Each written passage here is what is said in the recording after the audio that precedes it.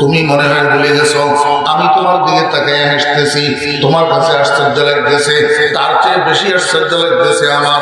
আমি তো ওই মহিলা, যেই মহিলা বাপের বাড়ি সারি, আত্মীয় স্বজন সারি, বাপের ধন দৌলত সারি, তোমাকে পাওয়ার জন্য মিশরে আসলাম। তোমাকে পাওয়ার মাধ্যম হিসাবে পুরুষত্ব শূন্য একটা স্বামীকে বিয়ে করলাম।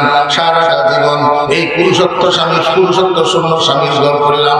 নিজের যৌবন জীবন 2 পয়সার কাজে লাগে নাই। তোমার নামে দাম সৎকার করিয়া করিয়া নিজের ধনের ভান্ডার খালি করলাম। তোমার প্রেমের জন্য কাঁদিয়া কাঁদিয়া চক্ষু হারাইলাম, দৃষ্টিশক্তি হারাইলাম, বাহ্যিককে উপনীত হইলাম, ইজ্জত সম্মান হারাইলাম, মিশরের মহিলা সমাজের কাছে তিরস্কারের পাত্র হইলাম। সর্বস্ব হারা আমি সেই মহিলা আজকে সামান্য মিশরের বাদশাহী কোলে পাইয়া আমার মতো দয়ালু মহিলাটাকে কেমনে ভুলিয়া গেলা। গেরফতি শাস হে দৌলত দরাজ, মোরা একবার কি কর দি ফরামোশ।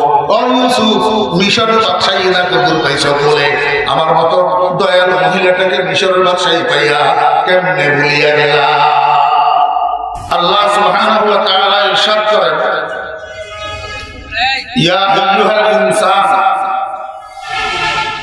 হে মানুষগণ,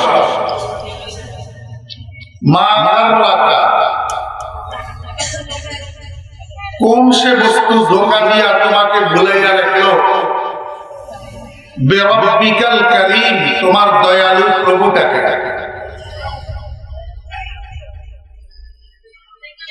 এখন এই আয়াতটা বুঝার জন্য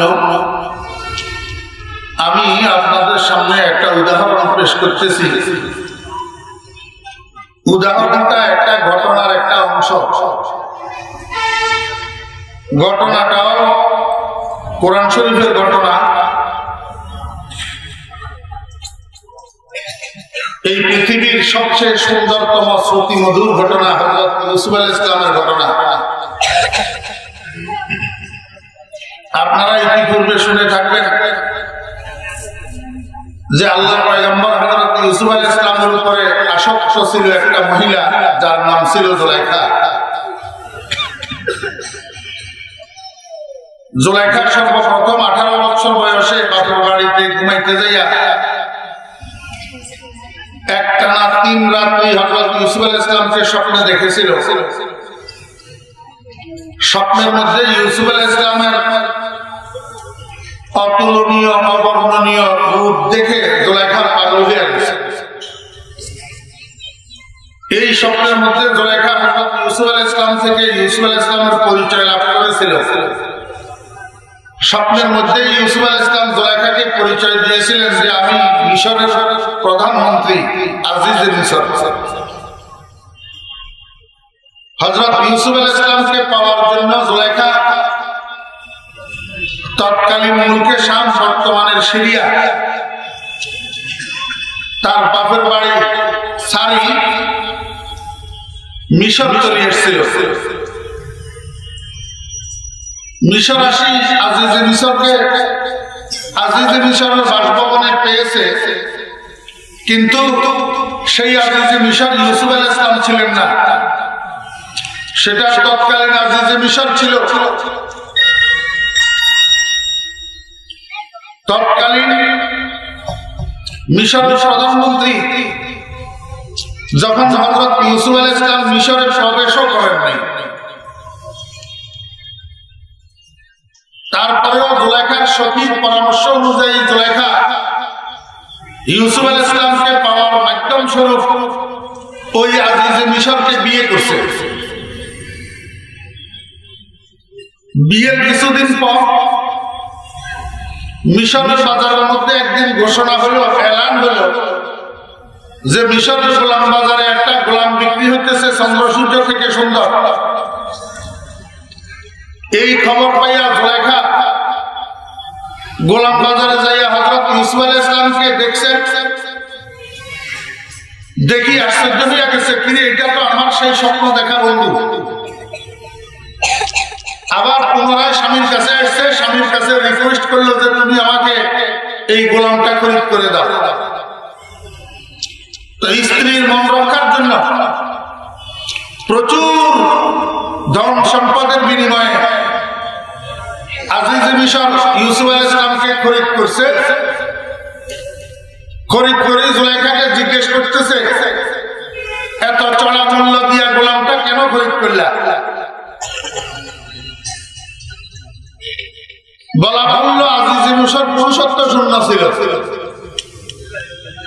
তো জুলাইখা বলে যে তুমি তো জানো আমাদের কোনো সন্তান হবে না কোনোদিনও, এই গোলামটাকে আমরা সন্তান হিসেবে লালন পালন করব, একদিন আমাদের সন্তান হয়ে আসে আমাদের ভিটিতে বাতি জ্বালাবে, আমাদের বংশের নাম রাখবে।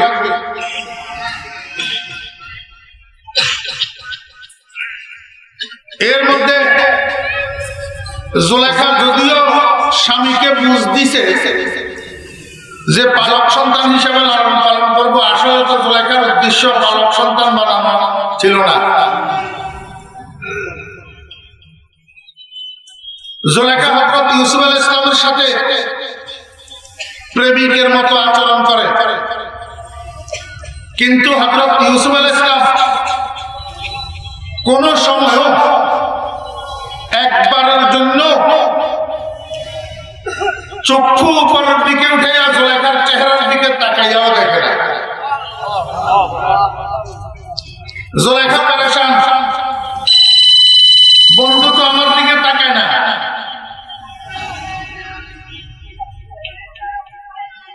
চোখের দিকে তাকাইয়াও দেখে না। জুলাইখা হাক্কামখানা একটা বানাইছে, একটা রুমের চতুর্দিকে 7টা দেওয়াল,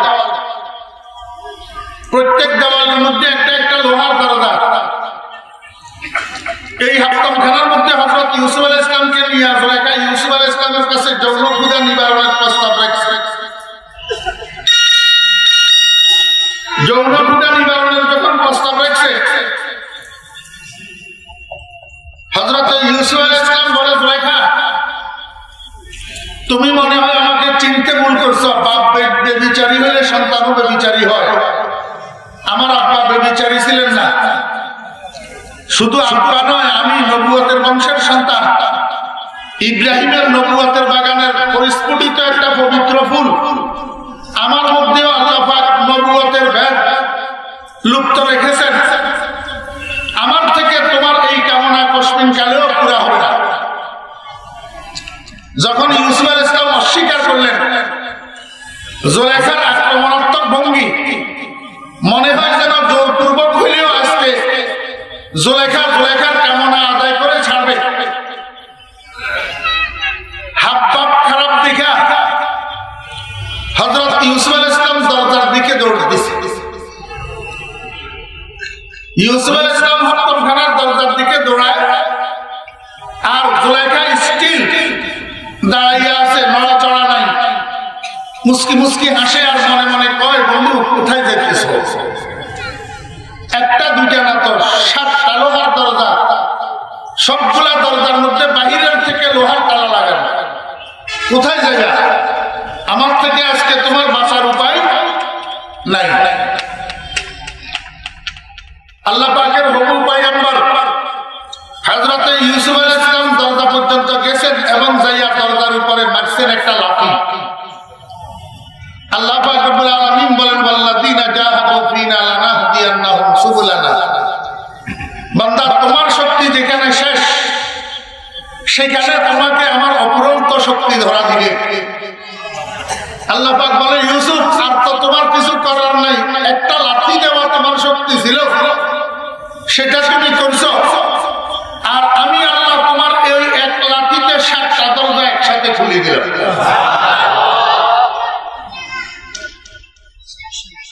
گرچه رخنا نصف عالم رافدی گرچه رخنا نصف عالم رافدی دیکھی را یوسف وارمی باید دبی ইউসুফ আলাইহিস সালাম দরজা খোলা পাইয়া এবার সামনের দিকে দৌড়াইতেছে। এতক্ষণে যাইয়া জুলাইখার টনক নড়ছে। জুলাইখা কয়, কি দরজা খুললো কেন?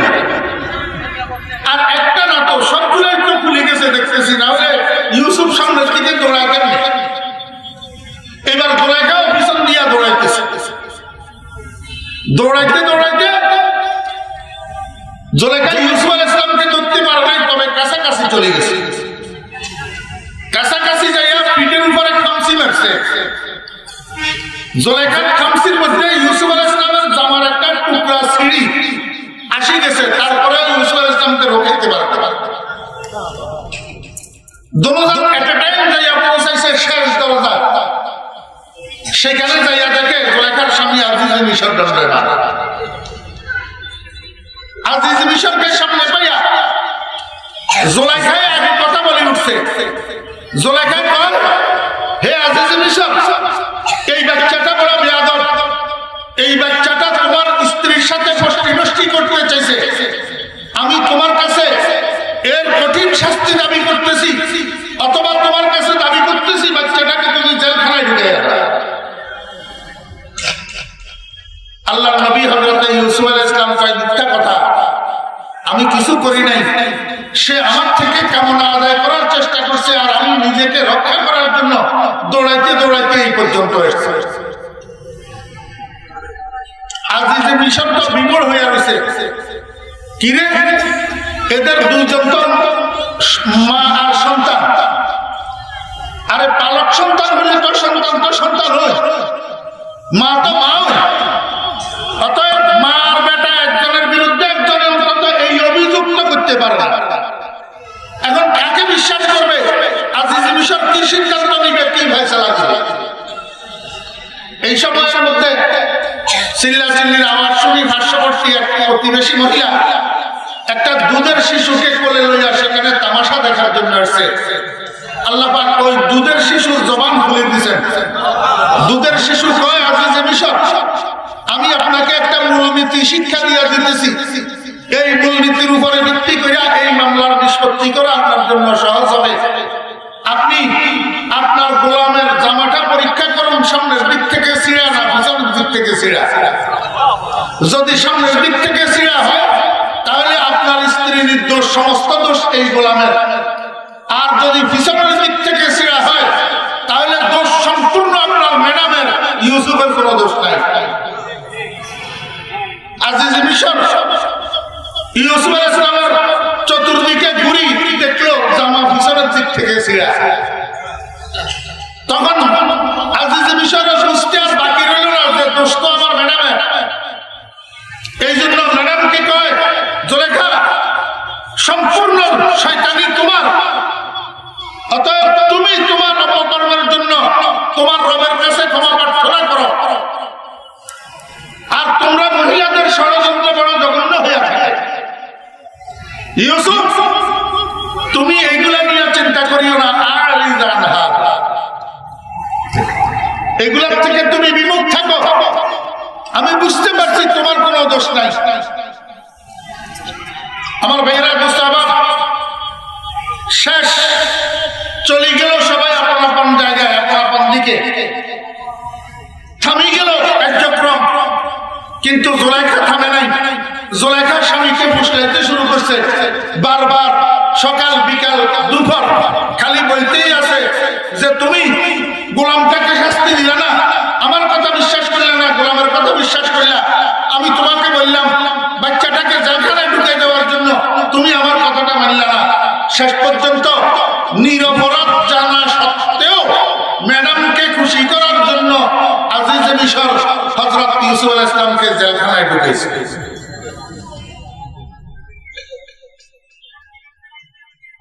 এর দ্বারা একটা কথা সাব্যস্ত হয় যে অনেক সময় রাজনীতিবিদেরা অনেক কিছু হক জানা সত্ত্বেও কাছের মানুষগুলাকে খুশি করার জন্য নাটক করতে বাধ্য হয়।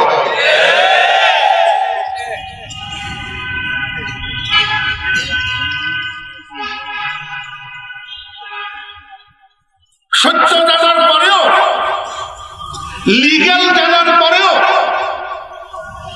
বাস্তব বুঝার পরেও নিকটের মানুষটাকে খুশি করার জন্য, দলের মানুষটাকে খুশি করার জন্য, জোটের মানুষটাকে খুশি করার জন্য ইলিগ্যাল করিয়া বসে। যেমনটা করলো আজিজে মিশর, শতবার স্যাটিসফাই আছে আজিজে মিশরের যে এই গোলাম নির্দোষ, তারপরেও ম্যাডামকে খুশি করার জন্য ওই নির্দোষ গোলামটাকে জেলখানায় ঢুকে যাচ্ছে। বুঝছেন না বুঝেন নাই? আল আকিলু তাকফিহিল ইশারা, জ্ঞানী ব্যক্তির জন্য ইঙ্গিত যথেষ্ট। আমি আপনাদেরকে একটু জিজ্ঞেস করি, জুলাইখা হযরত ইউসুফ আলাইহিস সালামকে আসলে ভালোবাসতো কিনা? জি জি 100% শিওর, কোনো সন্দেহ? ভালোবাসতো যে, এর মধ্যে কোনো সন্দেহ? আচ্ছা, তো ভালোবাসার মানুষকে তো আর এক ভালোবাসার মানুষ কষ্ট দিতে চায় না। কষ্ট দিতে চাওয়া এটা ভালোবাসার ক্রিয়া না, কিন্তু জেলখানা তো কষ্টের জায়গা। জুলাইখা যদি সত্যিই ইউসুফ আলাইহিস সালামকে ভালোবাসতো, তো ইউসুফ আলাইহিস সালামকে জেলখানায় ঢুকাইলো কেন? প্রশ্ন হয় কিনা? আমার ভাইয়েরা, দোস্ত, 7 বছর 8 বছরের বাচ্চা স্কুলে বা মাদ্রাসায় পড়ে, মাঝে মাঝে একটু দুষ্টামি খেয়াল আসে। মায় কয়, বাবারে মাদ্রাসায় যাও, স্কুলে যাও। বাচ্চা কয়, আমি যাবো না, আমি যাব না। কেন যাবি না? আমি যাব না। তো কয়েকবার বলার পরে, বোঝানোর পরে, যখন বাচ্চাকে কোন রকমেই নিয়ন্ত্রণ করা যায় না, কন্ট্রোলে আনা যায় না, সে যাবে নাই যাবে না, শেষ পর্যন্ত পেয়ারা গাছের ছোট্ট একটা ডাল নিয়ে ফিটের উপরে 2-3টা বাড়ি দিলে এবার নাচতে নাচতে কয়, দেখেছি দেখেছি দেখেছি। ঠিক না বেটা? বুঝে থাকলে আমাকে বলুন তো, মায়ে যে বাচ্চাটাকে পেয়ারা গাছের চিকন একটা ডাল দিয়া ফিটায়, এটা কি দুশ্মনী না মহব্বত? অথচ ফিটার মধ্যে কি আরাম না কষ্ট? তো কষ্ট দেয় কেন? যখন আশিক কোন রকমে মাসুককে ভাগিয়ে আনতে পারে না, তখন আশিক মাসুককে ভাগিয়ে আনার জন্য হালকা একটু শাস্তির ব্যবস্থা নেয়, যাতে মাসুককে ভাগিয়ে আনা যায়, বুকে টানা যায়। বসা আশিক के बर हिजरा गली रास्त, बसा आशिक के बर हिजरा गली रास्त, बका पिंदार अज माशूक सैरा। জুলাইখার অবস্থাও তাই। জুলাইখা শত চেষ্টা করছে, কোন রকমে ইউসুফকে ভাগিয়ে আনতে পারে না। এই জন্য মনে মনে সিদ্ধান্ত নিছে, যদি একটু হালকা শাস্তির ব্যবস্থা করা যায়, জেলখানায় যদি ঢুকাইয়া দেওয়া যায়, 2-4 দিন 5 দিন জেলখানায় পেশাবের শব্দ শুনলে, মশার কামড় খাইলে, তো ম্যাডামের কাছে খবর পাঠাবে, ম্যাডামকে বল, ম্যাডাম যা বলে তাতে আমি একমত, আমাকে এখান থেকে মুক্ত করতে। জুলাইখার ধারণা ছিল এইটা। জুলাইখা জানে না যে এই লোক এটা কে। আল্লাহু আকবার। আল্লাহর পয়গম্বর হযরত ইউসুফ আলাইহিস সালাম জেলখানায় প্রবেশ করার সাথে সাথে পিছনের দিক ভুলে গেছে। আল্লাহর কাছে দোয়া করে, রব্বিস সিজিন ওয়া আহাব্বু ইলাইয়া, ইয়া আল্লাহ, জেলখানার বাহিরের জীবন থেকে জেলখানার ভিতরের জীবনটা আমার কাছে বেশি পছন্দের। রব্বুল আলামিন জেলখানার বাইরে থেকে জুলাইখা আমার সাথে গোষ্ঠী নষ্টি করতে চায়, আমি সেটা থেকে বাঁচতে চাই, তুমি আমার জন্য জেলখানার জীবন বরাদ্দ করে দাও। পয়গম্বরের দোয়া মিস নাই, সঙ্গে সঙ্গে আল্লাহ পাক দোয়া কবুল করেছেন। আর 1 যুগ 12 বছরের জন্য হযরত ইউসুফ আলাইহিস সালামের জন্য জেলখানার জীবন বরাদ্দ করে দিয়েছে। এখন জুলাইখা মাথা চাপড়ায়, হাই কি করলাম, ভালোর জন্য করলাম যে খারাপ হলো, আর তো ইউসুফ জেলখানার থেকে বাহির হবে না। রাত্রের গভীরে সখীকে সাথে লইয়া জুলাইখা জেলখানার পিছন দিয়া, জেলখানার জানালার ছিদ্র দিয়া উঁকি মারি মারি ইউসুফ আলাইহিস সালামকে দেখি আসি, কিন্তু ইউসুফ আলাইহিস সালামের জুলাইখার কথা আর স্মরণ নাই। তিনি আল্লাহর একজন নবী, সারাক্ষণ ওয়াহদাতের মধ্যে মুস্তাগরাক থাকে, তাওহীদের মধ্যে মুস্তাগরাক থাকে, কোন গায়রুল্লাহকে স্মরণ করার মতো পরিবেশ ওনাদের কাছে থাকে না। আল্লাহু আকবার। যাইতেছে জেলখানার জীবন। আমি আপনাদেরকে উদাহরণটা ধরাই দেওয়ার জন্য পিছন দিক থেকে হালকা একটু বলে এসতেছি, পুরা ঘটনা বলার উদ্দেশ্য না। জেলখানায় থাকা অবস্থায় মিশরের বাদশা রাইয়ান একটা স্বপ্ন দেখছে। রাজ দরবারের কেউ এই স্বপ্নের তাৎপর্য বলতে পারে না। রাজ দরবারের এক লোক বাদশাকে বলল, বাদশা হুজুর, আমাদের জেলখানার মধ্যে একটা জ্ঞানী মানুষ আছে, খুব ভালো স্বপ্নের তাবিজ করেন। আপনি যদি চান ওনাকে একটু ডেকে পাঠাইলে উনি হয়তো আপনার স্বপ্নের তাবিজটা বলে দিতে পারবে। বাদশা কয় ঠিক আছে, উনাকে খবর দাও। তো জেলখানা থেকে হযরত ইউসুফ আলাইহিস সালামকে নিয়ে আসছে। বাদশা কয় হুজুর, আমাকে লোকেরা বলছে আপনি নাকি জ্ঞানী মানুষ, খুব ভালো স্বপ্নের তাবিজ করেন। আমি একটা জটিল খাব দেখছি, আমার খাবের তাবিজটা একটু বলে দেন। বাদশা খাবটা হযরত ইউসুফ আলাইহিস সালামের কাছে বর্ণনা করছেন। ইউসুফ আলাইহিস সালামের খাবের তাবিজ করে দিলেন যে অল্প কিছুদিনের মধ্যে আপনার দেশের মধ্যে, আপনার রাজ্যের মধ্যে কঠিন দুর্ভিক্ষ দেখা দেবে। খাদ্যের জন্য মানুষ হাহাকার করবে, খাদ্যের অভাবে উপবাস থাকি থাকি মানুষ মারা যাবে। খাবে তাবিজ করে দেওয়ার পরে সসম্মানে হযরত ইউসুফ আলাইহিস সালামকে আবার জেলখানায় পৌঁছাই দেওয়া হয়েছে। আমার ভাইয়েরা দোস্ত, আবার হযরত ইউসুফ আলাইহিস সালামের ভবিষ্যৎবাণী অনুযায়ী অল্প কিছুদিনের মধ্যে মিশরের মধ্যে কহতে সালি দেখা দিয়েছে, দুর্ভিক্ষ দেখা দিয়েছে, কঠিন দুর্ভিক্ষ। বাদশা শত চেষ্টা করেও কোন রকমে এই দুর্ভিক্ষ কাটিয়ে উঠতে পারে না। নিরুপায় হইয়া আবার হযরত ইউসুফ আলাইহিস সালামকে ডাকছেন জেলখানা থেকে। জেলখানা থেকে ডেকে হযরত ইউসুফ আলাইহিস সালামকে বলেন, হুজুর, আপনি অত্যন্ত জ্ঞানী মানুষ, যেভাবে স্বপ্নের তাবিজ আপনি করে দিয়েছেন, যে ভবিষ্যৎবাণী আপনি করে দিয়েছেন, অক্ষরে অক্ষরে তা বাস্তবায়ন হয়েছে। এখন আমাকে একটু সুপরামর্শ দেন, আমার দেশের অর্থনৈতিক অবকাঠামোটা কিভাবে মজবুত করা যাবে, দেশটাকে কিভাবে দুর্ভিক্ষের কবল থেকে মুক্ত করা যাবে, আমাকে একটু পরামর্শ দেন। আল্লাহ পয়গম্বর হযরত ইউসুফ আলাইহিস সালাম বলেন, হে বাদশা, আপনার দেশ থেকে দুর্ভিক্ষ দূর করতে হলে আপনার দেশের অর্থমন্ত্রী পরিবর্তন করতে হবে। কি করতে হবে? অর্থমন্ত্রী পরিবর্তন করতে হবে। বাদশা কয়, অর্থমন্ত্রী তো ভালো হয়ে গেছে, ঠিকই তো আছে, অর্থমন্ত্রী পরিবর্তন করা লাগবে কেন? হযরত ইউসুফ আলাইহিস সালাম কয়, বাদশা হুজুর, যে কোনো মানুষ যে কোনো দেশের অর্থমন্ত্রী হওয়ার জন্য তার কাছে দুইটা গুণ থাকতে হয়, আর তার অর্থমন্ত্রীর কাছে এই দুই গুণ নাই। বাদশা কয়, হুজুর কি গুণ? ইউসুফ আলাইহিস সালাম বলেন, এক নম্বর গুণ হইতে হবে হেফাজতের গুণ। কিসের গুণ?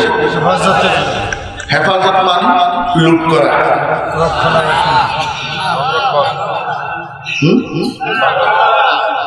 রক্ষা করা। কি করা? একেবারে বেশি টনটনিয়া শুদ্ধ ভাষা বলিয়েন না, যেগুলো মুরব্বিয়ানে বুঝবেন। সংরক্ষণ, সংরক্ষণ। কাল্লিমিন নাস বিকাদরি আফহামিহিম, মানুষ সবাই যেন বুঝে সেরকম কথাবার্তা হওয়া উচিত। হেফাজত মানে রক্ষা করা, না লুট করা। আল্লাহ, আমরা তো মোল্লা মানুষ, বুঝি তুজিও কম। মোল্লা দেখলেই তো আমাদের দেশের এক শ্রেণীর বুদ্ধিজীবীরা আছে, মনে করে মোল্লার গোষ্ঠী কিছু বুঝে তুলে না।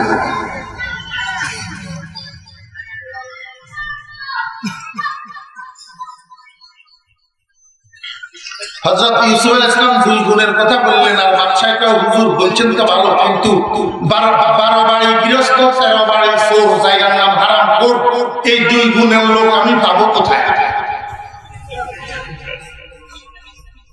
আপনারা আমার কথা বুঝতেছেন? বুঝেন? কি বুঝছেন? 12 বাড়ি 12 ভাই গৃহস্থ, গৃহস্থ বোঝেন তো? নরসিংদীতে গৃহস্থ বলেনি, 12 ভাই গৃহস্থ, গৃহস্থ 12 ভাই গৃহস্থ, 13 বাড়ি চোর, জায়গার নাম হারামপুর। এখন এই দেশে আপনি তুলসী পাতার দোয়া পাবেন কোথায়? আল্লাহ পয়গম্বর হযরত ইউসুফ আলাইহিস সালাম কয়, বাচ্চা হুজুর, যদি আপনার কাছে এই 2 গুণের লোক না থাকে, আর যদি সত্যি সত্যি আপনি মিশরকে দুর্ভিক্ষের কবল থেকে মুক্ত করতে চান, ইজআলনি আলা খাযাইনিল আরদ, ইজআলনি আলা খাযাইনিল আরদ, হে মিশরের বাদশা, আমাকে আপনার দেশের অর্থমন্ত্রী বানাইয়া দেন, আমাকে আপনার দেশের অর্থমন্ত্রী বানাইয়া দেন, কারণ ইন্নী হাফিজুন আলীম, এই 2টা গুণ আমার কাছে আছে। 1 নম্বরে আমার কাছে গুণ আছে আমওয়ালুন নাসের হেফাজতের গুণ, মানুষের সম্পদের, জনগণের সম্পদের, রাষ্ট্রীয় সম্পদের হেফাজত করার গুণ আমার কাছে আছে। আমি চোর নই, লুটেরা নই, কারণ বাপ ভালো তার বেটা ভালো, মা ভালো তার জি, গাবি ভালো তার বাছুর ভালো, দুধ ভালো তার ঘি। আমার বাপ দাদা চোর না।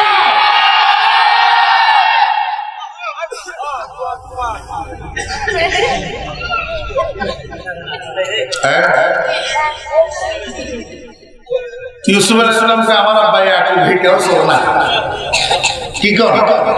ইয়াকুব আলাইহিস সালাম চোর, তা আমার দাদা ইসহাক উনিও চোর না, আমার পরদাদা ইব্রাহিম উনিও চোর না, কারণ ইনারা 3জন পয়গম্বর, 3জন কি নবী। তো নাউযুবিল্লাহি মিন যালিক, নবীরা চোর হয়? আল্লাহ পয়গম্বর হযরত ইউসুফ আলাইহিস সালাম কয়, দুনিয়ার মানুষেরা কুকুরের পেট থেকে কুকুরের বাচ্চা জন্ম নেয়, মানুষের পেট থেকে মানুষের বাচ্চা জন্ম নেয়, মানুষের পেট থেকে কুকুরের বাচ্চা জন্ম নেয় না, কুকুরের পেট থেকে মানুষের বাচ্চা জন্ম নেয় না। ধানের ছড়ায় ধান পাওয়া যায়, গমের ছড়ায় গম পাওয়া যায়, গমের ছড়ায় ধান পাওয়া যায় না, ধানের ছড়া থেকে গম বাইর হয় না। ওরে বাপ যদি পবিত্র চরিত্রের অধিকারী হয়, সন্তান কোনোদিন বেবিচারী হতে পারে না। বাপের চরিত্রে যদি দূষণ থাকে, সন্তানের চরিত্রে দূষণ থাকবে। বুঝেন আমার ভাইয়েরা, দোস্তাপাত, হযরত ইউসুফ আলাইহিস সালাম বলেন, আমি ইব্রাহিমের নবুয়তের বাগানের সদ্য পরিস্ফুটিত এক পবিত্র ফুল, আমার মধ্যে চারিত্রিক অপবিত্রতা নাই, আমি চোর নই, আমি রাষ্ট্র এবং জনগণের সম্পদের রক্ষাকারী।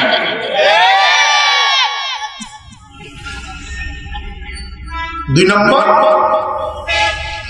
কিভাবে অর্থ সঞ্চয় করতে হবে, কারো উপরে জুলুম না করিয়া, জবরদখল না করিয়া, জনগণের উপরে অতিরিক্ত করের বোঝা আরোপ না করিয়া, জনগণের গলা না কাটিয়া, লিগ্যাল ওয়েতে অর্থ কিভাবে রাষ্ট্রীয় কোষাগারে সঞ্চয় করতে হবে এবং রাষ্ট্রের পয়সা কিভাবে খরচ করতে হবে, কোথায় খরচ করতে হবে, যেন অপচয় না হয়, অপব্যয় না হয়, সেই জ্ঞান আমার কাছে আছে।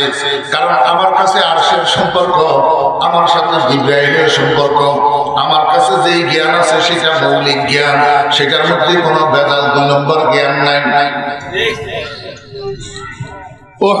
ওহীর জ্ঞানের মধ্যে 2 নম্বর জ্ঞান আছে নি ভাই?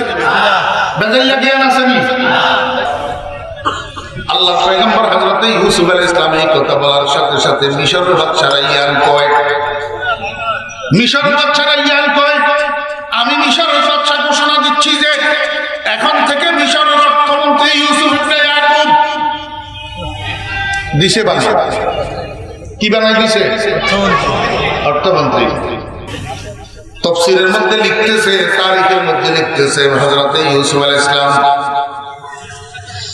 সামনে যেই ফসল উৎপাদনের সিজন আসছে, ওই সিজনের মধ্যে আল্লাহু আকবার এমন গম উৎপাদন করছেন, এক সিজনের উৎপাদিত গমের দ্বারা মিশরবাসী আগামী 7 বছর যদি আর গম উৎপাদন না করে খাদ্যের সংকট হবে না। শুধু উৎপাদনের করে ছাড়েন নাই, বরং এই উৎপাদিত গমগুলাকে কিভাবে সংরক্ষণ করবেন, কিভাবে গুদামজাত করবেন সেই ব্যবস্থাও গ্রহণ করছেন হযরত ইউসুফ আলাইহিস সালাম। মিশরের বাদশা তাকাইয়া তাকাইয়া তামাশা দেখে আর অবাক হয়, মনে মনে কয় ওরে বাবারে, এটা কি মানুষ না ফেরেশতা? মানুষের মধ্যে এরকম প্রতিভা কেমনে থাকে? এর মধ্যে হঠাৎ একদিন জুলাইখার স্বামী আজিজ মিশরের ইন্তেকাল হয়ে গেছে। মিশরের বাদশা রাইজান সভাসদ থেকে ডাইকে আলার দরবারে আইনা কয়, আমি এই মুহূর্তে ঘোষণা দিতেছি, এখন থেকে আজিজ মিশর তথা মিশরের প্রধানমন্ত্রী ইউসুফ ইবনে ইয়াকুব দিছে আজিজ মিশর বানাই। কিছুদিন আজিজ মিশর হিসাবে দায়িত্ব পালন করার পরে একদিন মিশরের বাদশা রাইয়ান রাজ দরবারের সবাইকে সিংহাসনের সামনে ডাইকা হযরত ইউসুফ আলাইহিস সালামকে ডাইকা সিংহাসন থেকে উঠি আল্লাহর পয়গম্বর হযরত ইউসুফ আলাইহিস সালামকে 2 বাহু ধরি সিংহাসনের মধ্যে বসাইয়া দিছে। নিজের মাথার থেকে রাজমুকুটটা উঠাইয়া ইউসুফ আলাইহিস সালামের মাথায় বসাইয়া দিছে। আর ঘোষণা দিতেছে, আমি মিশরের বাদশা রাইয়ান এই মুহূর্তে আমি সব জ্ঞানে ঘোষণা দিতেছি, এখন থেকে মিশরের বাদশা আর আমি নই, এখন থেকে মিশরের বাদশা ইউসুফ ইবনে ইয়াকুব। কি হয়ে গেল? ইউসুফ আলাইহিস সালাম কি হয়ে গেলেন? মিশরের। ওদিকে জুলাইখার খবর কি? আমার ভাইয়েরা দোস্ত, ইউসুফ আলাইহিস সালাম মিশরের বাদশা হয়ে গেছে। ইতিমধ্যে হযরত ইউসুফ আলাইহিস সালামের বয়স 25-এ পদার্পণ করছে। ওইদিকে জুলাইখার বয়স হয়ে গেছে 40 বছর। আর এই দীর্ঘ বিরহের যাতা কলে পড়ি, দীর্ঘ বিরহের যাতা কলে পড়ি হযরত ইউসুফ আলাইহিস সালামের বিরহের আগুনে জ্বলতে জ্বলতে জুলাইখার কলিজা নাকি অরিজিনালি পুড়ে গেছিল। যখন জুলাইখা আহ করতো, মুখের থেকে যে বাতাস বের হইতো, এই বাতাসের মধ্যে জুলাইখার কলিজা পোড়া গন্ধ অনুভব করা যেত। হযরত ইউসুফ আলাইহিস সালামের জন্য কাঁদতে কাঁদতে জুলাইখার চোখের পানি শুষ্ক হইয়া জুলাইখা কমলা হয়ে গেছে, মাথার চুল সাদা হয়ে গেছে, কোমর বাঁকা হয়ে গেছে, রূপ লাবণ্য সব খতম হয়ে গেছে। হযরত ইউসুফ আলাইহিস সালামের নামে, ইউসুফ আলাইহিস সালামের নাম যদি কোনো মিশরবাসী জুলাইখার সামনে যাইয়া একবার বলতো ইউসুফ আলাইহিস সালামের নাম, তো জুলাইখা খুশিতে লাফানি শুরু করতো। কি শুরু করতো? লাফানি শুরু করতো। কারণটা কি? জিয়ানে আশকে আশক তাজে গিয়া, জিয়ানে আশক আশক তাজে গিয়া, যে জিক্রে গুবর আওয়াজে গিয়া। ওই আশকের সামনে মাশুকের নাম যখন বলা হয়, মাশুকের অন্তরটা এত খুশি হয়, এত আনন্দিত হয়, মাশুক লাফানি শুরু করে খুশিতে। আমার ভাইরা দোস্ত, আমার উজানির মাহফিলে যাইয়া দেখিয়েন, চরমনের মাহফিলে যাইয়া দেখিয়েন, এই পাগলের দলা আশিকের গোষ্ঠীর সামনে আল্লাহ নামের উচ্চারণ যখন করা হয়, তখন পাগলের গোষ্ঠীর মধ্যে লাফানি শুরু হয়। আল্লাহু আকবার। তবে এই লাফানির জন্য কি লাগবে? প্রেম লাগবে। প্রেম কি লাগবে? প্রেম লাগবে। প্রেমিক হতে হবে, প্রেমিক না হলে হবে না। জিয়ানে আশকে আশক তাজে গিয়া, জিয়ানে আশকে আশক তাজে গিয়া, যে জিক্রে বুলবুল আওয়াজে গিয়া। আমার বেরা দোস্তাবা, স্বামীর কাছে স্ত্রীর আলোচনা মজা লাগে, স্ত্রীর কাছে স্বামীর আলোচনা মজা লাগে, মায়ের কাছে ছেলে মেয়েদের আলোচনা মজা লাগে, ছেলে মেয়েদের কাছে মায়ের আলোচনা মজা লাগে, এক বন্ধুর কাছে আরেক বন্ধুর আলোচনা মজা লাগে। সত্যিকার ইমানদার, সত্যিকার ইমানদার যারা, খাঁটি ইমানদার যারা, তাদের কাছে আর কোনো কিছু মজা লাগে না। তাদের কাছে আল্লাহর নামের আলোচনা মজা লাগে, কোরআনে কারীমের আলোচনা মজা লাগে, হাক্কানি উলামায়ে কেরামের ওয়াজ মজা লাগে, মুফাসসিরিনে কেরামদের তাফসীর মজা লাগে, বাংলা হিন্দি সায়াসের গান মজা লাগে না। আল্লাহু আকবার। আমার বন্ধুরা, ভাইরা, জুলাইখার সর্বস্ব হারা। ইউসুফ শব্দকে উচ্চারণ করলে ঘরের থেকে হীরা জওহর মণি মুক্তা স্বর্ণ রূপা টাকা পয়সা দিনার দিরহাম যা পাইত কিছু আমি ওই লোকটার হাতে ধরাইয়া দিত। এইটা যখন দেখছি এবার মিশরবাসী আল্লাহু আকবার জুলাইখার ঘরের সামনে যাই আল্লাহ লাগাইয়া দিছি। ঘরের সামনে যাইয়া ভোট কেন্দ্রের লাইনের মতো দাঁড়াইয়া সবাই ইউসুফ ইউসুফ ইউসুফ ইউসুফ জিকির করে আর জুলাইখা লাইনে লাইনে তাদেরকে দিতে থাকে। জেহাদ কস্তি চাই ইউসুফ শনিদে বাপায়শগঞ্জ সিমো ঘরে কশিদে। জুলাইখা হযরত ইউসুফ আলাইহিস সালামের নামে দিতে দিতে শেষ পর্যন্ত দিন ভিখারিনী হয়ে গেছে। জুলাইখার ঘরে আর এক বেলার খোরাক জমা না। ও ভাইরা দোস্তারা, শুধু জুলাইখা একা এই কাজ করে নাই।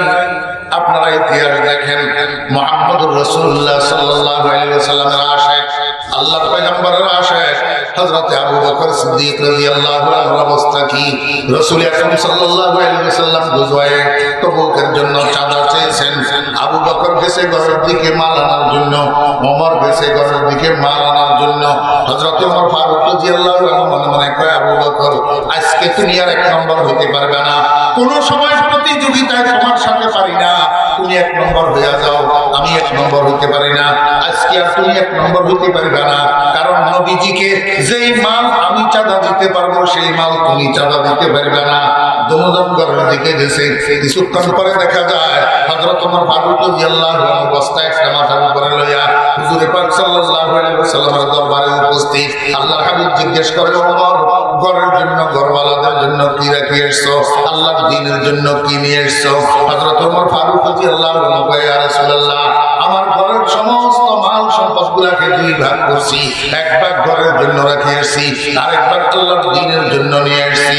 কিছুক্ষণের মধ্যে দেখা যায় আবু বকর সিদ্দিক বস্তা একটার মধ্যে কিছু মাল লইয়া হুজুর পাক সাল্লাল্লাহু আলাইহি ওয়াসাল্লামের খিদমতে হাজির। আল্লাহর হাবিব জিজ্ঞেস করে, আবু বকর ঘরের জন্য কি রাখি এসেছো? আল্লাহর দ্বীনের জন্য কি নিয়ে এসেছো? আবু বকর কয়, ইয়া রাসূলুল্লাহ, আমার ঘরের মধ্যে যত মাল ছিল একটা সুচ সহ এই বস্তার মধ্যে ঢুকেছি, আর ঘরের মধ্যে আল্লাহ এবং আল্লাহর রাসূলকে রাখি এসেছি। জেহাদ কসকে চাই ইউসুফের শনিদে, জেহাদ কসকে চাই ইউসুফের শনিদে বাপায়শগঞ্জ সিমো ঘরে কশিদে। আমার ভাইরা দোস্তারা, হযরত ওমর ফারুক রাদিয়াল্লাহু আনহু মনে মনে কয়, আবু বকর আজকেও তোমার সাথে পেলাম না, তোমার দেওয়া চাঁদার মাল আমার থেকে যদিও কম, কিন্তু আমি তো অর্ধেক ঘরে রাখি এসেছি, তুমি তো ঘর খালি করে এসছো, যার কারণে আজকেও তুমি এক নম্বর হইয়া গেলা, আমি এক নম্বর হইতে পারলাম না। আমার ভাইয়েরা ইতিহাস সাক্ষী। এরপরে আবু বকরের কাছে আল্লাহর দ্বীনের জন্য দেওয়ার মতো আর কিছু নাই। গায়ের মধ্যে একটা দামি কাপড়ের জামা ছিল, এই দামি কাপড়ের জামাটা বাজারে যাইয়া বিক্রি করছে, বিক্রি করি টাকাগুলো হুজুর পাক সাল্লাল্লাহু আলাইহি ওয়াসাল্লামকে দ্বীনের জন্য চাঁদা দিয়ে দিয়েছি। এখন আবু বকর আল্লাহু আকবার সালার শট সংগ্রহ করছে, চট সংগ্রহ কইরা খেজুর কাটা দিয়া, খেজুর কাটার পিছন দিয়া ছিদ্র করি ওই শটের সুতায় গুলা ভিতরে ঢুকাইয়া নিজে নিজে জামা দিয়া শট দিয়া জামা সেলাই করছে। এই শটের জামা গায়ে দিয়া হুজুরে পাক সাল্লাল্লাহু আলাইহি ওয়াসাল্লামের দরবারে যাইয়া বসছে আবু বকর, গায়ে শটের জামা। আর সে আজিম থেকে আল্লাহ পাক রব্বুল আলামিন তাকাইয়া রইছে। আল্লাহ পাক রব্বুল আলামিন জিবরাইলকে ডাকি, কও জিবরাইল তাড়াতাড়ি আসো, তাড়াতাড়ি আসো, শটের জামা গায়ে দাও। আর সাত আসমানে যত ফেরেশতা আছে সবাইকে বলে দাও আমার আবু বকরের সম্মানে সবাই যেন আজকে শটের জামা গায়ে দেয়। কিছুক্ষণ পরে হুজুরে পাক সাল্লাল্লাহু আলাইহি ওয়াসাল্লামের খিদমতে ওহী নিয়ে আসছে সাইয়্যিদুল মালায়েকা জিবরাইল আলাইহিস সালাম, রাসূল আকরাম সাল্লাল্লাহু আলাইহি ওয়াসাল্লামের খিদমতে শটের জামা গায়ে দিয়ে আসছে। আল্লাহু আকবার। রাসূল আকরাম সাল্লাল্লাহু আলাইহি ওয়াসাল্লাম কয়, জিবরাইল আপনার গায়ে শটের জামা কেন?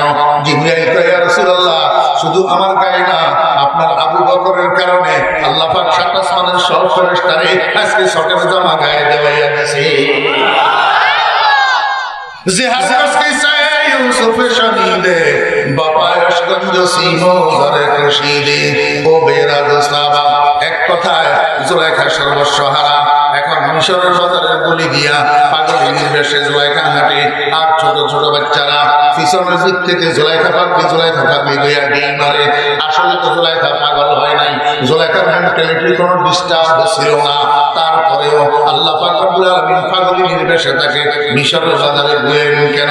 একটা শিক্ষা দেওয়ার জন্য। এই জুলেখা অহংকারিণী ছিল রূপের কারণে।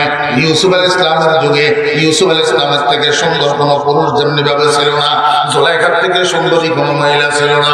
একটা রূপ, দ্বিতীয় ক্ষমতা, এই দুইটার কারণে জুলেখা অহংকার করত। সর্বসাধারণ মহিলাদেরকে মহিলা মনে করতো না। আল্লাহ পাক রব্বুল আলামিন অহংকার পছন্দ করে না।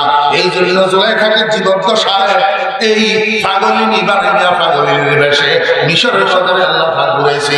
হে দুনিয়ার মানুষ, দেখো তোমরা আমি কি না করতে পারি, খবরদার অহংকার করিও না। আমার ভাইয়েরা, শেষ পর্যন্ত জুলেখা কি করছে? জুলেখা কি করছে?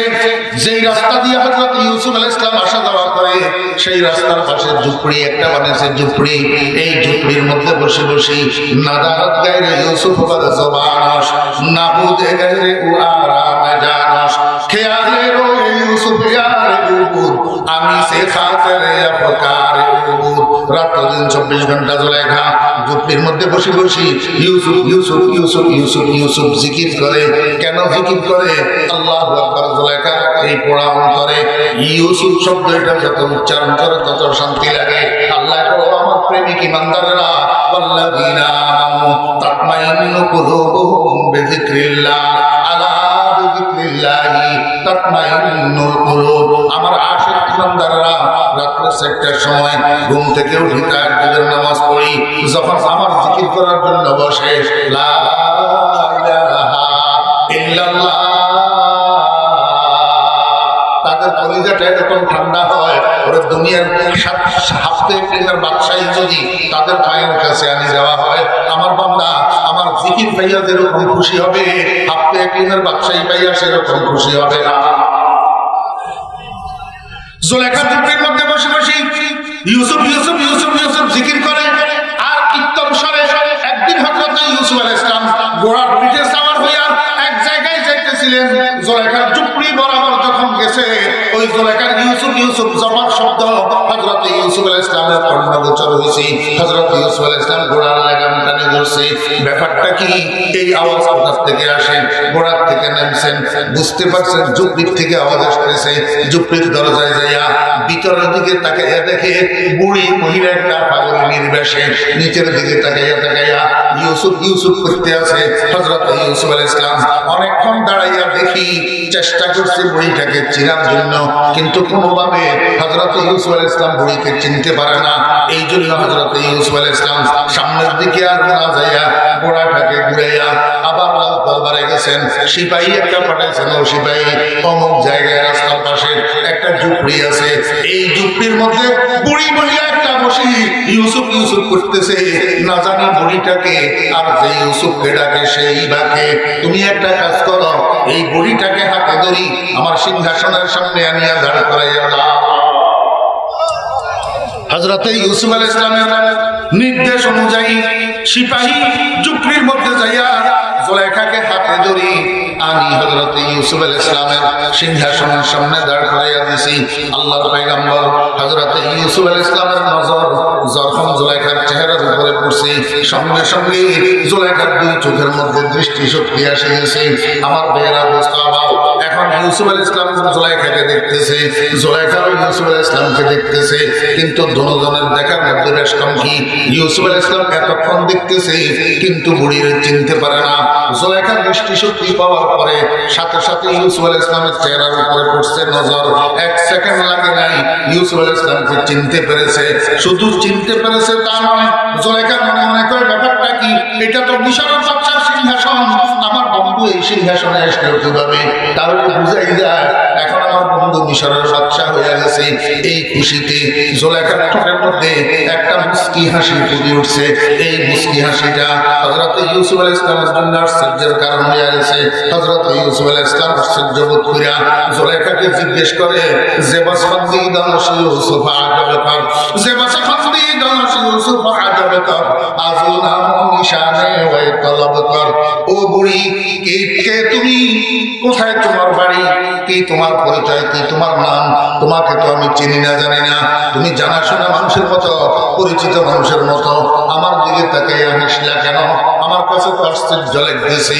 ও বেরা দোস্তাবাব, হযরত ইউসুফ আলাইহিস সালামের এই প্রশ্নের উত্তরে জুলাইখা কি বলে? ভগবানকে চোরে তুদিদম, ভগবানকে চোরে তুদিদম, তোরা জুমলা বরে রুজিদম, জওয়ানি দরগম বরবাদ করদম, বদি পীরি কে মিবিনি ফতাদম, গরফতি শাহে দৌলত দরাদোশ, মোরা একবার কর দি ফরাদোশ। ও বেরা, হযরত ইউসুফ আলাইহিস সালামের প্রশ্নের উত্তরে জুলাইখা শুধু যদি এই কথাটা বলতো, আমি জুলাইখা, বস হযরত ইউসুফ আলাইহিস সালাম বুঝতে পারতেন। কিন্তু সরাসরি আমি জুলাইখা এই পরিচয়টা না দিয়া, জুলাইখা অনেক দূর থেকে ঘুরাইয়া খোঁটা দিয়া হযরত ইউসুফ আলাইহিস সালামকে কি কয়, বুঝছেন না? বুঝেন নাই? আমার আল্লাহ কয়, ইয়া আইয়ুহাল ইনসান মা গাররাকা বিরাব্বিকাল কারীম। হে দুনিয়ার মানুষেরা, জুলাইখা আমার ইউসুফের জন্য যা কিছু করছে, নিজের প্রেমকে সফল করার জন্য করছে। একতরফা ভাবে আমার ইউসুফের সেখানে কোনো ভূমিকা ছিল না। তারপরেও যদি জুলাইখা আমার ইউসুফকে এত বড় খোঁটা দিয়া বলতে পারে, মিশরের ব্যবসায়ী ছেলে পাইয়া আমার মতো দয়াল মহিলাটাকে কেমনে ভুলে গেলা? হে দুনিয়ার মানুষ, আমি কি তোদেরকে একটু জিজ্ঞেস করতে পারি না? আসমান বানালাম তোর জন্য, জমিন বানালাম তোর জন্য, চন্দ্র সূর্য বানালাম তোর জন্য, আগুন পানি মাটি বাতাস বানালাম তোর জন্য, ওরা জমিনের থেকে ধান উৎপাদন করতেছি তোর জন্য, নদীর মধ্যে মাছ উৎপাদন করতেছি তোর জন্য, মায়ের মুখে দুধ উৎপাদন করলাম তোর জন্য, গাভীর স্তনে দুধ উৎপাদন করতেছি তোর জন্য, মৌচাকে মধু উৎপাদন করতেছি তোর জন্য। আল্লাহু আকবার, একসাথে ঠিক করছি। আবার চোখ দুটার দূরত্ব নাকের সিদ্ধ দূরত্ব থেকে আরেকটু বেশি রেখেছি। আল্লাহু আকবার, কোনটা কোনখানে কিভাবে সাজাইলে তোর উপকার হবে, তোর ভালো হবে, তোর মঙ্গল হবে। বান্দা, তুই দরখাস্ত করস নাই, এই যে দুই হাতের মধ্যে পাঁচটা আঙ্গুল তোকে আমি দিলাম, 6টা কেন দিলাম না, 7টা কেন দিলাম না?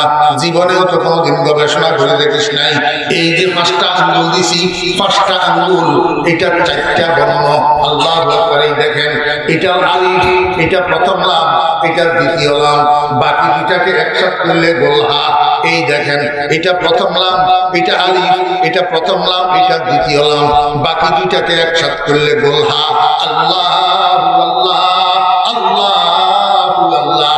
আল্লাহ পাক বান্দা, যত দুনিয়াতে ভালো করবি, মন্দ করবি, আকাম কুকাম যা করবি, দুই হাতের দ্বারা করবি।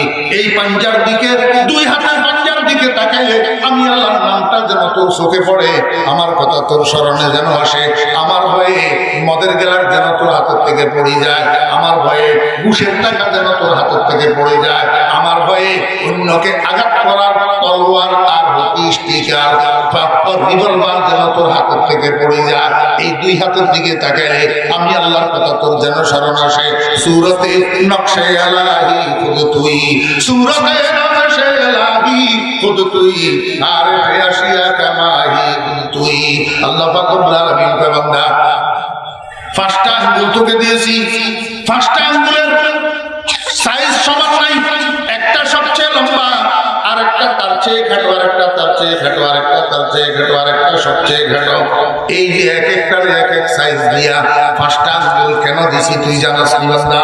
তোর দুনিয়ার ইঞ্জিনিয়ারিং ধরবে না, তোর দুনিয়ার বিজ্ঞানে ধরবে না, তোর দুনিয়ার ক্যালকুলেশনে ধরবে না। 5টা আঙ্গুল আমি এমন সাইজের বানাইছি, তুই খানা খাওয়ার জন্য ভাতের প্লেটের মধ্যে যখন লোকমা বানানোর জন্য আঙ্গুলগুলাকে উপর করবি, দেখ সবগুলা সমান আছে কিনা। সবগুলা সমান। ভাতের প্লেটের মধ্যে লোকমা লওয়ার জন্য আঙ্গুল যখন রাখতে যাবি, তখন সবগুলা সমান, অথচ এক একটার এক এক সাইজ। কিন্তু খানা খাওয়ার সময় সবগুলা সমান। আমি যদি আগের থেকে সবগুলা সমান বানিয়ে দিতাম, খানার প্লেটে তুই আঙ্গুল দেখতে পারতি না, একটা লম্বা একটা কাটা হইয়া থাকতো, ভাতের লোকমা রুটির লোকমা বানাইতে পারতি না। আল্লাহু আকবার, নিস্তি আগাহে আজ লুৎফে খুদা, নিস্তি আগাহে আজ লুৎফে খুদা, हम तो आशिक हर जमा भी नतोरा। अल्लाह পাক রব্বুল আলামিন কয়, এই দুনিয়ার মানুষ, মায়ের পেটের থেকে বাইরে ছিলি যে কি লইয়া বাইরে ছিলি, কি লইয়া বাইরে ছিলি, কি ছিল তোর কাছে? চোখ ছিল, দৃষ্টি শক্তি ছিল না, কান ছিল, শ্রবণ শক্তি ছিল না, হাত ছিল, ধরার শক্তি ছিল না, পাও ছিল, চলার শক্তি ছিল না, মুখ ছিল তোর কাছে, কথা বলার শক্তি ছিল না, সম্পূর্ণ মেশিন গুলা ফিটেড ছিল কিন্তু কার্যকরী ছিল না। তোর কাছে দিমাগ ছিল, এই কম্পিউটার মেমোরি, কিন্তু স্মৃতি শক্তি ছিল না। তোর কাছে কলম ছিল কিন্তু এহসাস শক্তি ছিল না, বোধ শক্তি ছিল না। এগুলা কে চালু করছে? আল্লাহু আখরাজাকুম মিন বুতুনি উম্মাহাতিকুম লা তা'লামুনা শাইআ ওয়া জা'আলা লাকুমুস সামআ ওয়াল আবসারা ওয়াল আফইদা লা'আল্লাকুম তাশকুরুন। ও বান্দা, চোখ চালু করলাম আমি, কান চালু করলাম আমি, হাত চালু করে দিলাম আমি, পাও চালু করে দিলাম আমি, দিল দিমাগ চালু করে দিলাম আমি। কি জন্য দিছিলাম? সকাল বেলায় মুয়াজ্জিন যখন বলবে আসসালাতু খায়রুম মিনান নাওম, ও বান্দা এখন আর ঘুমানোর সময় না, ঘুম থেকে উঠো, মসজিদে আসো, আমাকে সিজদা দাও, আমাকে সিজদা দিয়া আমার শুকরগুজারি করো, আমার কৃতজ্ঞতা আদায় করো। ও বান্দা, চোখে শরম লাগে না তোর? তোর কাছে লজ্জা নাই? আমার সমস্ত নিয়ামতগুলা ভোগ করিয়া, আমার সমস্ত অনুদানগুলা ভোগ করিয়া, আমার সমস্ত কৃপাগুলা ভোগ করিয়া তুই নানার বাড়িতে যাইতে পারস, শ্বশুর বাড়িতে যাইতে পারস, রাজনীতির অফিসে যাইতে পারস, তোর দোকান ব্যবসা করতে যাইতে পারস, তোর চাকরির অফিসে যাইতে পারস। ও অকৃতজ্ঞ খারাপ, মসজিদে কেন যাইতে পারস না? তোর মসজিদের দরজায় কেন কদম পড়ে না? মসজিদের দরজায় কেন কদম পড়ে না? কোন সে বস্তু তোকে বুলাইয়া দিল? তোর দয়ালু প্রভুটাকে। মা গাররাকা বিরাব্বিকাল কারীম। আল্লাহ পাক রব্বুল আলামিন কয়, সুলাইখা যদি আমার ইউসুফকে চোখে আঙ্গুল দিয়া ফোঁটা দিয়া জিজ্ঞেস করতে পারে, আমার মতো দয়ালু মহিলাটাকে তোকে কে বুলাইয়া দিল, কেমনে ভুলিয়া গেলা? ও আল্লাহর পয়গম্বর, মিশর বাচ্চায় কোলে পাইয়া আমারে কেমনে ভুলিয়া গেলা? আমি আল্লাহ করে জিজ্ঞেস করি, ও বান্দা, সামান্য গাড়ি বাড়ি কোলে পাইয়া, স্ত্রী পুত্র কন্যা কোলে পাইয়া, সামান্য রাজনীতি কোলে পাইয়া, সামান্য ক্ষমতা কোলে পাইয়া, সামান্য টাকা পয়সা আর গাড়ি বাড়ি ব্যাংক পুলিশ কোলে পাইয়া আমার মতো দয়ালু খোদাটাকে কেমনে ভুলিয়া গেলি? ইয়া আইয়ুহাল ইনসান মা গাররাকা বিরাব্বিকাল কারীম। আল্লাহু আকবার। ও যুবক ভাইরা, তরুণ ভাইরা, বুকে হাত দিয়া বলেন, আমরা আল্লাহকে বলছি না বলি নাই? জি, আল্লাহকে বলছি না বলি নাই? ও ভাইরা, আল্লাহকে ভুলার প্রমাণ কি আর না ভুলার প্রমাণ কি? আল্লাহকে না ভুলার প্রমাণ হলো মসজিদে যাওয়া, আল্লাহকে না ভুলার প্রমাণ হলো সিজদা যাওয়া, আর আল্লাহকে ভুলার প্রমাণ হলো মসজিদে না যাওয়া আর সিজদার থেকে বঞ্চিত থাকা। দোস্ত, সিজদার মতো বড় নিয়ামত, সিজদার চেয়ে বড় দৌলত পৃথিবীতে আর কিছু নাই। দুনিয়ার মানুষ যেই কাজগুলোর দ্বারা আল্লাহ পাকের সবচেয়ে প্রিয় হয়, আল্লাহর কাছে সবচেয়ে দামি হয়, আল্লাহর কাছে সবচেয়ে আল্লাহু আকবার নিকটতম বান্দায় পরিণত হয়, তার মধ্যে সবচেয়ে উত্তম কাজ হলো সিজদা। সবচেয়ে উত্তম কাজ কি? আমার ভাইরা, দোস্ত, আবার সাহাবী একজন হুজুর পাক সাল্লাল্লাহু আলাইহি ওয়াসাল্লামের একটা খেদমত করছেন। রাসূল আকরাম সাল্লাল্লাহু আলাইহি ওয়াসাল্লাম খুশি হয়ে গেছেন। খুশি হইয়া সাহাবীকে কয়, ও আমার সাহাবী, এই মুহূর্তে তুমি আমার কাছে যা চাইবা তা পাইবা, বলো তুমি আমার কাছে কি চাও? সাহাবী কয়, ইয়া রাসূলুল্লাহ, আমি বেহেশতের মধ্যে আপনার মাইয়াত চাই, আমি বেহেশতের মধ্যে আপনার সঙ্গ চাই, আমি বেহেশতের মধ্যে আপনার সাথে একসাথে জীবন যাপন করতে চাই। আল্লাহর হাবিব কয়, আমার সাহাবী, এটা একটু কঠিন কাজ, তুমি এটা ছাড়া অন্য কিছু চাও? সাহাবী কয়, ইয়া রাসূলুল্লাহ, আমার কাছে দুনিয়ার আর কোনো দৌলতের দাম নাই, কোনো ধনের দাম নাই, কোনো মালের দাম নাই, আমি শুধু আপনার মাইয়াত চাই, আপনার সঙ্গ চাই, আপনার সোহবত চাই, আমি বেহেশতের মধ্যে আপনার সাথে থাকতে চাই। আল্লাহর হাবিব জনাবে মুহাম্মদুর রাসূলুল্লাহ সাল্লাল্লাহু আলাইহি ওয়াসাল্লাম কয়, আমার সাহাবী, ঠিক আছে, আমি রাজি, তোমার চাওয়া আমার কাছে মঞ্জুর, তবে একটা কাজ করিও, ফাআইনি আলা যালিকা বিকাসরাতিস সুজুদ। ও আমার সাহাবী, একটা কাজ করিয়া এই ব্যাপারে তুমি আমাকে একটা সহযোগিতা করিও, আর কাজটা হলো বেশি বেশি সিজদা করা, অর্থাৎ বেশি বেশি নফল নামাজ পড়া। বুঝা যায় অধিক সিজদা বান্দাকে আল্লাহ পাকের নৈকট্য দান করে, আল্লাহর হাবিবের নৈকট্য দান করে। যার সিজদা যত বেশি, যার নফল নামাজ যত বেশি, যার সিজদা যত বেশি, সেই বেহেশতের মধ্যে মুহাম্মদুর রাসূলুল্লাহ সাল্লাল্লাহু আলাইহি ওয়াসাল্লামের তত নিকটে থাকবে, তত নৈকট্য লাভ করবে, তত মাইন্ডেড লাভ করবে। এই জন্য বলবো, ও যুবক ভাইরা, তরুণ ভাইরা, এতদিন পর্যন্ত না বুঝে 5 ওয়াক্ত নামাজ পড়ি নাই, আল্লাহ পাককে স্মরণ রাখার পরিচয় দিতে পারি নাই, ভুলে যাওয়ার পরিচয় দিয়েছি। আজকে শায়েখ সাদাত মাদ্রাসার ভাগ্য থেকে কি নিয়ে যাব? একটা ডোজ নিয়ে যাই, এখান থেকে তওবা করে উঠবো। ইয়া আল্লাহ, বাকি জীবনে যতদিন বাঁচবো আর 5 ওয়াক্ত নামাজ ছাড়বো না, আর সিজদা ছাড়বো না। মাওলাই কারীম, তুমি আমাদেরকে তওবা নসিব করে দাও। আমরা যেন মৃত্যু পর্যন্ত 5 ওয়াক্ত নামাজ জামাতের সহিত তাকবীর উলার সহিত আদায়